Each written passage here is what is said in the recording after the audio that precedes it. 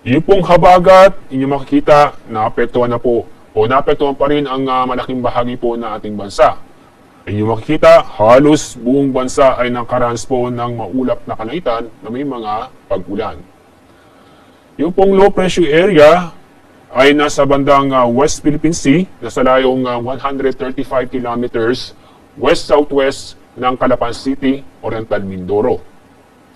Samantala, meron pong nabuong pangalawang low pressure area nasa loob po ng ating Philippine Area of Responsibility. Kasalukuyan, wala pong epekto ito sa ating bansa.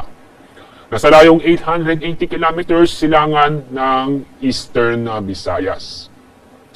Ito pong low pressure area nasa West Philippine Sea sa araw ng Sabado o bukas ay inaasahan po natin kikilos pa kanluran at maaari pong bukas nasa labas nito ng ating Philippine Area of Responsibility.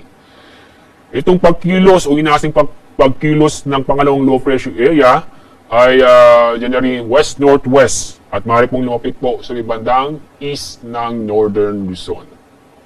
Sa ating maging lagyan na panahon bukas, araw ng Sabado, asahan pa rin po natin ang kalat-kalat na pag-ulan at thunderstorm doon na naman po sa may Ilocos Region, Bataan at Zambales. Dahil po itong habagat ay unti-unti na pong kikilos pa kanluran dahil itong low pressure area ay may impluwensya kay habagat.